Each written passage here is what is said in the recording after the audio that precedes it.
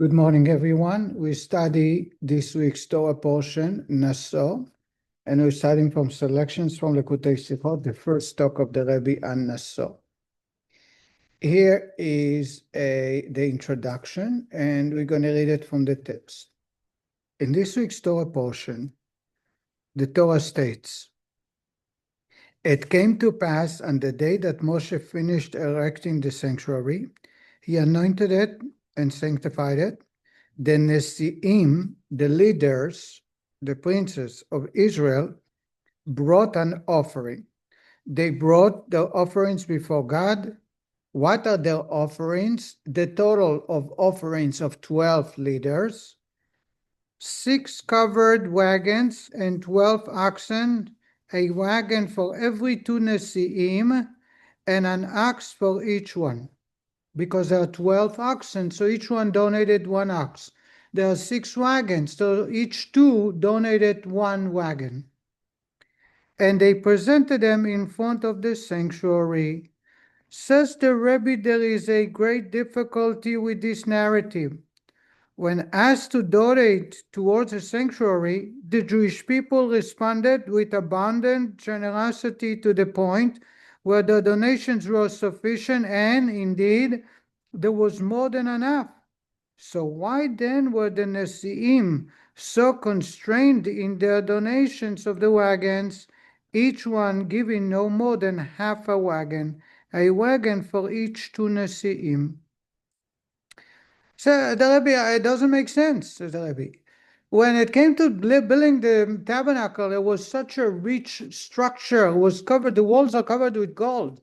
And there was furniture, the table made out of pure gold, the ark, the menorah. There is so much wealth.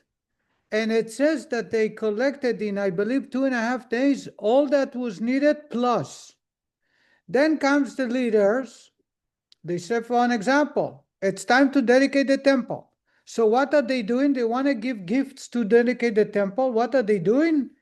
1 ox and a half a wagon. Says the Rebbe, what's wrong with bringing a complete wagon? 1 wagon, 1 ox, or 2 ox, because 2 ox are needed for each wagon.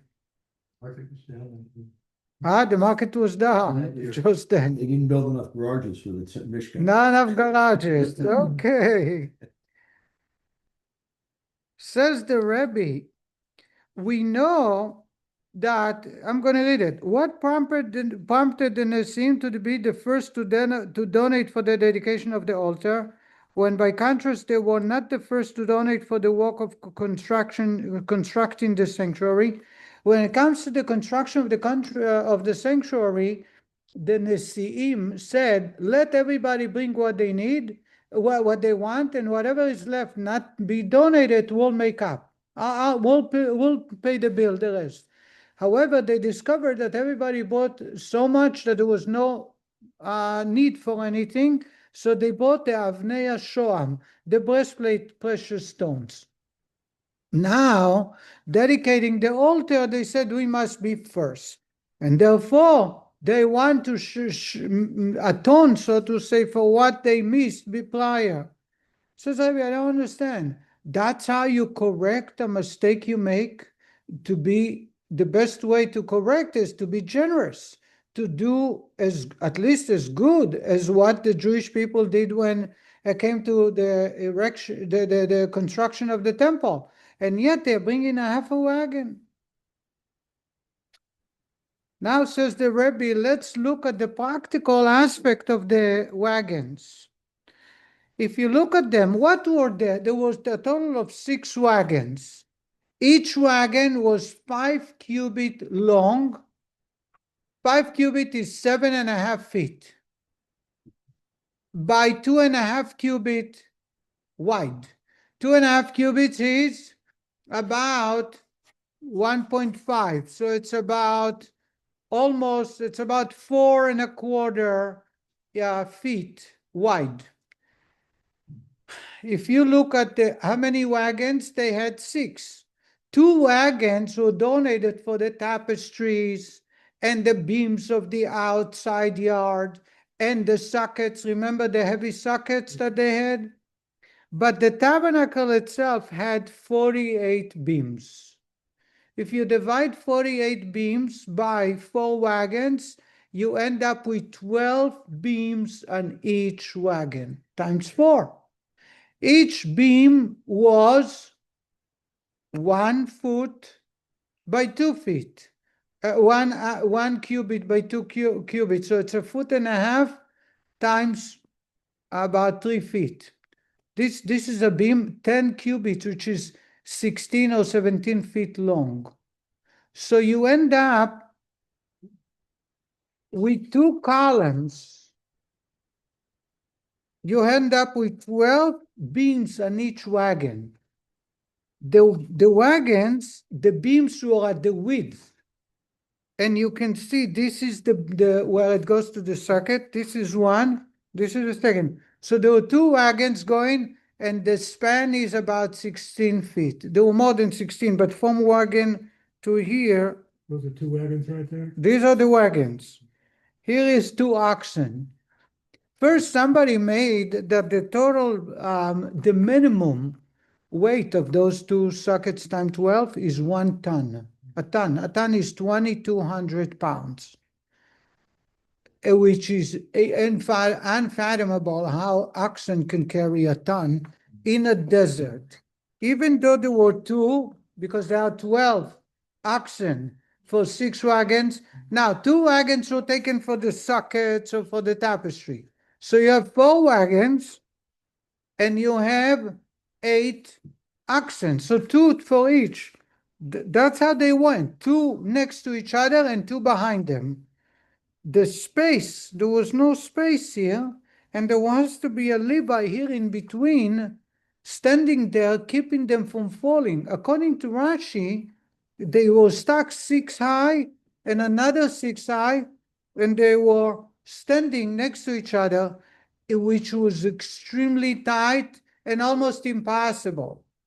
Says Rabbi, I don't understand. What's wrong with donating 12 wagons and 24 oxen? You have 12 wagons. You can put 2 or 3 beams on each one. Why stack 12 according to Rashi? By the way, according to Tosfot, there were 24 on each wagon, but we're not going to go there. According to Rashi, there were 12, so 6 high, each one, 6 and 6 on each wagon. So you have 12, 24 times 2, because you have another this. This another set. This is extremely tight and definitely not expression of generosity and giving. Did you understand the question? Question is simple. The Rebbe says that the simple explanation can be that the wagons were made out of acacia wood. Do you remember how did they have acacia wood from? They brought it with them. Yaakov took plants, small plants of cedar trees or acacia wood, and he planted it in Egypt. And as they grow for 210 years later, that's what they cut just before they left. They carried with them. Says Rabbi, perhaps they didn't have enough acacia wood to build the wagons. So, but the Rebbe is asking, I don't understand. Where do you say, where does it tell that it has to be acacia wood? It can be out of oak. It can be out of olive tree. It can be made. There was no requirement. There is no commandment from God. What type of material? And besides, says Rabbi, who told you that the wagons are made of acacia wood? That's the first answer. The first question, but the Rebbe says it doesn't necessarily address the question. In addition, says the Rebbe, other things they purchased from the neighboring nations, they could have purchased more acacia wood if they needed to do acacia, which you don't find anywhere. Says the Rebbe that in Sifri and Medrash, Sifri is the earlier Medrash, and then Medrash Tanchuma, we are on number 3, page 69. Says the Rabbi, Sifri, and similarly the Medrash derived from God's command to Moshe, take the offering from them, that the Nesi'im came and stood before the sanctuary with the wagons in action, but Moshe did not accept them from them, until he was told by the Holy One, take them from them. Thus the Nesiim's understanding accorded with the sublime understanding. The way they did was not a mistake, says the Rebbe. In fact, Moshe refused to accept anything from them until God says, accept it from them. In other words, the wagons were the way God wanted it to be. And again, the question is, there is a phrase in Hebrew, Ein Aniyus B'Makom Ashirus. You cannot use cheaply furniture or utensil in a very rich place. If it's a rich place, all the furniture and all the decor and everything else must reflect that richness. If the Mishkan was a rich place, as we see from the donations and the construction, how is it possible they had only 4 wagons for 48 beams? Says the Rebbe, if you look at the way the Medrash and the Sifri describe the giving of the Nesiim, you find a subtle difference. According to the Sifri, they donated a gift. They donated as a gift. According to Medrash, and Rashi brings it, they brought it as a sacrifice. It was a sacrifice, the oxen and the wagons. Just like a sacrifice is slaughtered and placed on the altar, they wanted to donate a sacrifice, and the sacrifice are the wagons and the oxen that lived for many, many years to carry the Mishkan all the time. Why is that a sacrifice and not a gift? Why? We'll find out in a moment. Says the Rebbe, just like every other sacrifice that they brought on their own volition without God commanding them. And later God agreed, as we just heard, God says, Kach meitam, take from them. It included also those wagons. Because, for example, every day they brought a ktoret, the spices that was placed on the internal altar. No one is allowed to bring ktoret except the high priest. Yet for 12 days, each one of them brought ktoret, which is never happened before or after. The same is about a korban tamid. There was other sacrifice they brought that was never allowed to be brought by an individual, but God allowed them. So everything was done by them was very unusual and specifically God approved.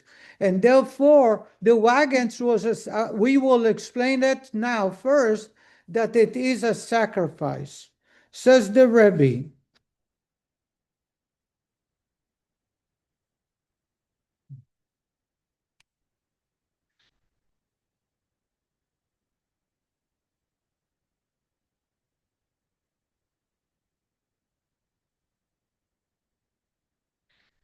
I'm reading number 4. It is possible to offer explanation of the above difficulty by first clarifying one of the differences between the wording of Sifri and used by Medrash, which I just said, quoting the sage's teaching cited in section 1.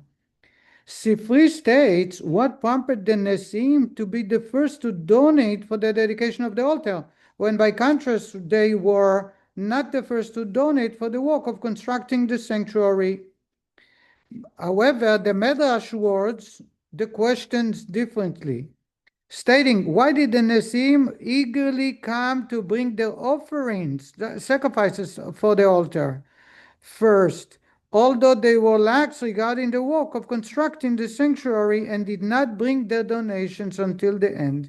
Says the Rebbe, one of the differences in the wordings used is that according to Sifri, the 6 wagons and the 12 oxen were not categorized as korbanot, offerings, but merely as donations. By contrast, the Medrash speaks of bringing offerings. Following the wording of the verse, they brought their offering. Thus, the Medrash proceeds to state, when the sanctuary was completed, they acted first and brought their offerings eagerly. This is indicated by the verse, the Nesiim of Israel brought their offerings, vayakrivu Nesiei Israel, not vayitnu, not vayitnadvu, vayakrivu, it's korban. Says the Rebbe, that, we see, by the way, we see, the Rebbe proved that it was a sacrifice because the Medrash continued to say that Moshe was afraid that perhaps one wagon will break. or an ox will die, which is something that happens all the time to livestock. And therefore, he wouldn't know what to do because he cannot bring another one to replace. There was no replacement for that. By the way, all the utensils in the temple had always an extra set in case they become defiled or they broke, cracked, etc. But those oxen and wagon, and God says to him, don't worry, they will last. According to the Medrash goes on to say that towards the end of their use, they were brought as sacrifices. In other words, they were serving 39 years in the desert.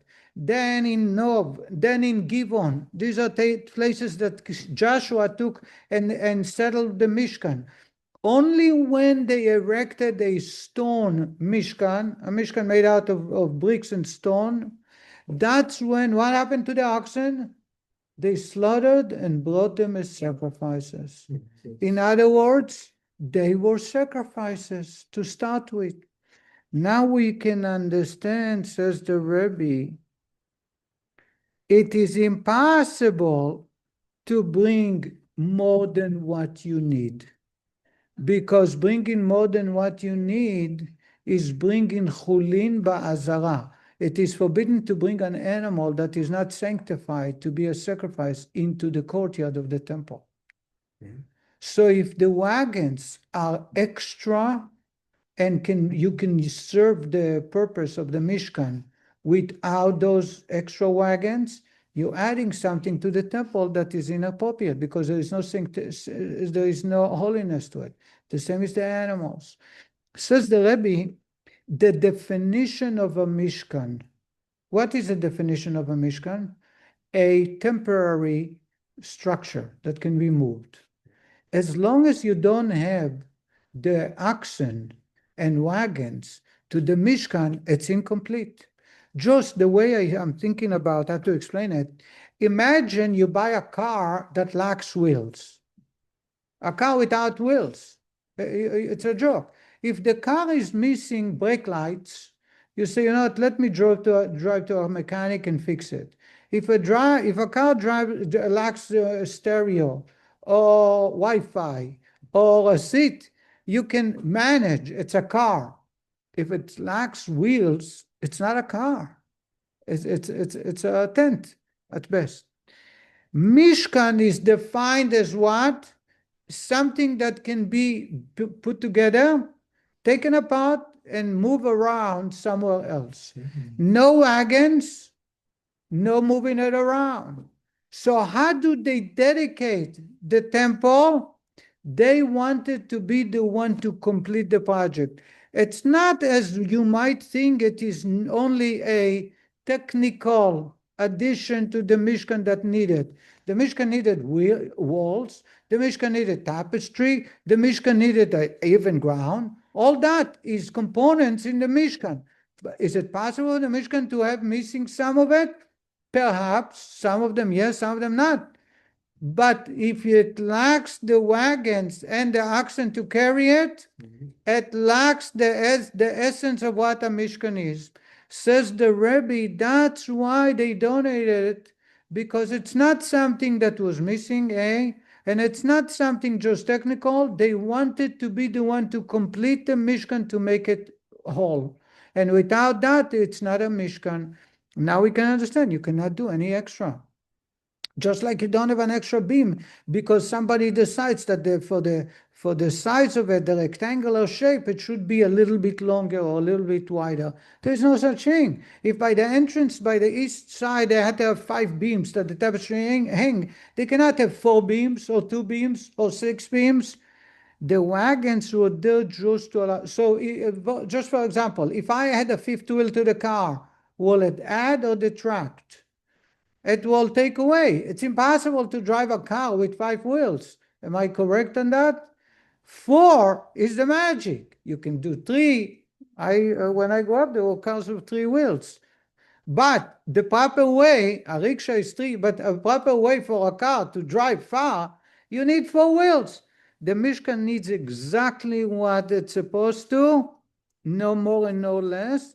And therefore, because it is a sacrifice, and not just a sacrifice, but something that will complete the entire project, It cannot be more than what it was supposed to be. Now,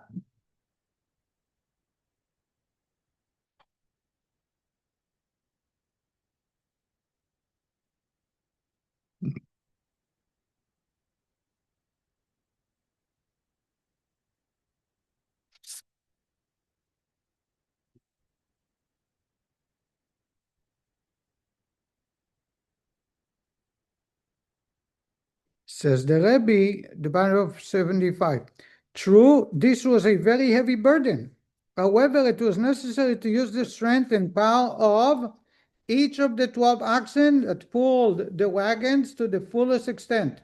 Whether to have been more or larger wagons or more oxen, not only would the addition not have been part of the construction of the sanctuary, but there would have been an imprecision in the measure of the wagons and the oxen. Says the Rebbe, therefore we understand why it had to be a particular way. So far so good? Huh?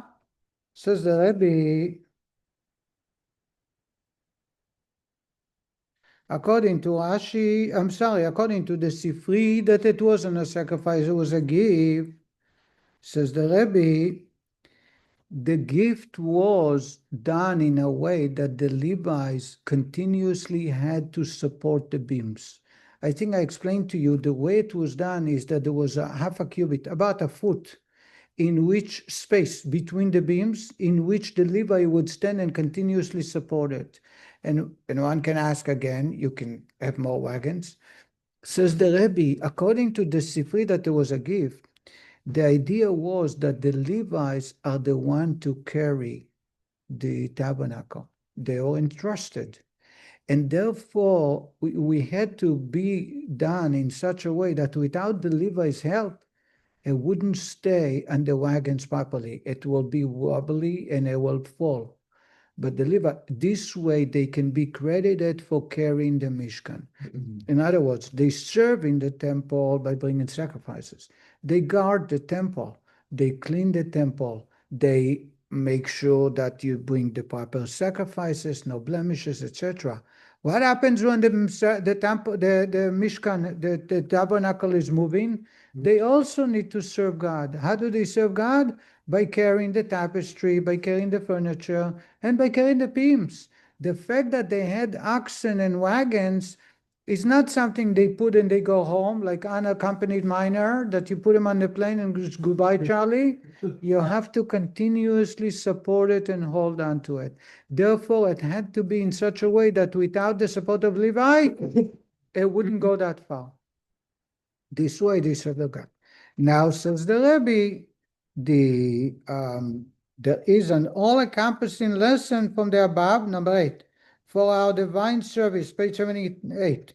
Our sages teach, everything that the Holy One, blessed be He, created in His world has a purpose. He did not create anything needlessly. This principle is all-embracing, applicable at all times and all places, in every detail and element of creation. Says Rabbi, just like God came down on the tabernacle and it had to be perfect, even though from the outside it seems to be too tight, too little, too not enough, yet we see that it worked. And God says, you got to use them to the fullest measure. If God is giving us a talent, if God gives me a talent, the ability to teach, and you the talent to paint, or to be an engineer, or to be an attorney, or a doctor, or an accountant, or a teacher, you must use your talent to the fullest. There is no waste. It's impossible for God to create something that's going to be not used. If God had given us something, it is for a purpose. We need to discover the purpose to inspire others, to improve the universe, to make sure. There is no such thing, well, I know I have it, but I'm sure somebody else can do a better job, or I'm sure somebody else can also help. No such thing, because if there was no need for my assistance, for my putting my efforts, I wouldn't have it. I wouldn't have it this. Says the Rebbe, similar concept apply regarding maximizing our use of time. Even when a person has filled 23 hours and 59 minutes of the day with a positive and fruitful Torah activity, he must endeavor that the one remaining minute not go to waste. And this is the lesson can be derived from the sanctuary. Whenever anything appears superfluous and is not being used to fulfill its purpose in a complete sense, something is lacking, not only for the particular entity, but for the entire construction of the sanctuary, and consequently the indwelling of the divine presence within the world is not complete. When a Jew fails to use even the smallest detail of the portion of the wall designated for him and let it go to waste, God's entire creation is disrupted, as it were, because God did not create anything in his world needlessly. Conversely, when everyone uses all of his potential for the purpose for which he was created, to serve his creation, he causes the divine presence to rest in his own person and in the entire world in a revealed manner. When every particular element of creation carries out the specific purpose for which God created it, it will be revealed throughout the entire creation and in every element of it that it is God's handiwork, and that he who is actually bringing it to being, and that will help us bring and build the third holy temple. Have a good Shabbos, everybody. Thank you, Rabbi. Thank you.